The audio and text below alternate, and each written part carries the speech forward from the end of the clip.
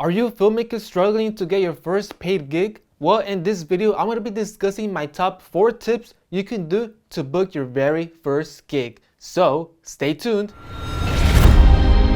As filmmakers, our intention wasn't to learn business, but rather be creative and tell stories. But in today's day and age, and actually forever, learning about business is a valuable aspect to learn. Why do you think these musicians, artists, actors, creators hire business people? Because they know if they want to get their name out there, they need to find a way to market themselves, whether that's using video games, social media, influencers, beef with other competitors, which I don't recommend because you could ruin your reputation, advertisements, commercials, new technology like NFTs and the metaverse. The majority of the people on this list didn't get involved on what they're doing because they want to learn about business. They got involved because they want to turn their passion into a career. And they know marketing is very important to achieve that goal.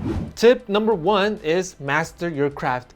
It doesn't literally mean to be a master at it and be the best in the world.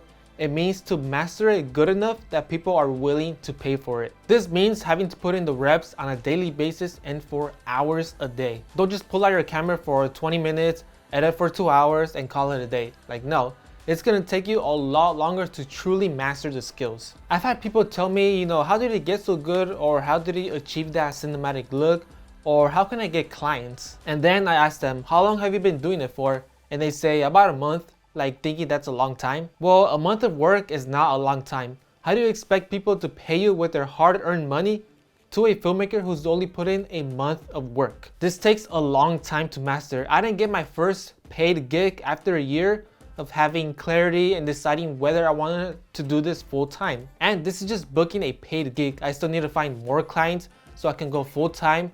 And there was still a lot of work for me to do. So don't get discouraged and keep practicing what you preach. Speaking of practicing what you preach, when you're watching these tutorials, have a notebook out and start writing some notes. Or if you're watching a video talking about like the settings on the camera, have your camera out and follow along. Don't just watch these videos for entertaining purpose and not apply what you just learned. A lot of people consume content rather than actually creating the content. You know why 90% of the people in this world are consuming instead of creating? Because it actually requires work, and not many people are willing to put in the work and time to do this. So if you want to be like the rest of this world and just watch this video and not do anything, then do it.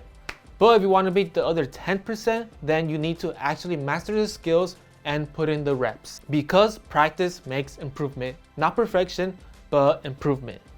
Tip number 2 is create a portfolio. So once you feel like you've mastered a few basics and have created demo videos here and there, it's time to actually create content that's needed for marketing. As a filmmaker, you have to think to yourself, what kind of videos would I enjoy doing and what industry actually needs video? You need to try out several videos for you to know what industry you would enjoy most so we can avoid burnout and figure out what industry needs video so you can make a living out of this. For an example, real estate and wedding videos are always a high demand because there's always homes being built to sell in the market and couples are constantly getting married. These two industries are by far the most consistent gigs you can get because they always need video. On the other hand, there are other industries you can get involved like commercials, events, corporate, music videos, and social media content. Yeah, some of these are a lot harder to get involved, but you can make the most money if you stay focused and consistent. Once you know what industry you want to pursue, it is time to create some videos. For an example, if you want to get involved into product videos, you can begin doing commercials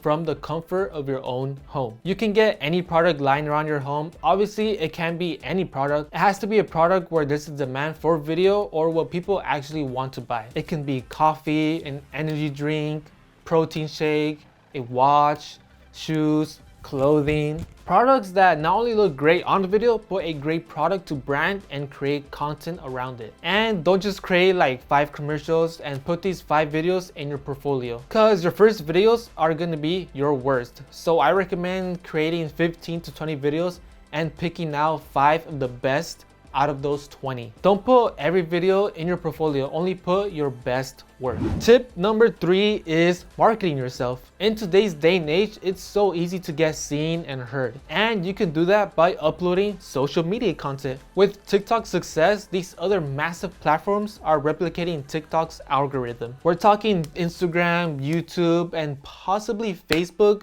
might release some sort of short form content like what these other platforms are doing. What makes TikTok different from the rest is how you get noticed. You can upload your first video ever and have more chances on going viral than these other platforms. It's designed to push your content to a new audience every time you upload a new video. So you can pretty much just use social media to market yourself. Now, it's not guaranteed that you'll lock in a client consistently, but I recommend utilizing social media as an extra marketing strategy. And also figure out other ways to consistently bring in leads. And speaking of getting leads, that's one of every filmmaker's biggest problem. Yes, you have to get the skills, knowledge, and build a portfolio to show the clients that you're capable on doing this job, but you have to know about marketing, sales, negotiating, and bringing value. And that's where the business side on this class comes in handy. Tip number 4 is the free to fee method. When you're first starting out, you have to offer your services for free. It's a must because nobody knows you, nobody has never heard of you, and you haven't shot anything for your portfolio. It's your job to show off your skills and prove to these potential clients that you've mastered your craft. This brings me back to my first point on mastering your craft. Make sure you know what you're doing when you get on set and know exactly how to expose your shot. You got the audio locked in, you know how to properly light up your subject, you know the purpose of each and every project you get yourself into. Booking the first gig is always the hardest. Think about it, you're reaching out to someone on the internet, convincing him to meet up to shoot a commercial for their business. On their perspective, what usually goes in their mind is either fear, anxiety, skepticism, untrustworthy, and somewhat of a nonchalant attitude. So in order to get their intention in booking the gig, you have to let them know that you're willing to do a video for free, just so you can get the experience, have a video for your portfolio, and potentially work with them in the future. And if you do a good job, then you have mastered the first step. If you want to turn this as a full-time career, you must master the business side of filmmaking. You could be the most creative and best filmmaker, but if you don't know how to market yourself and utilize these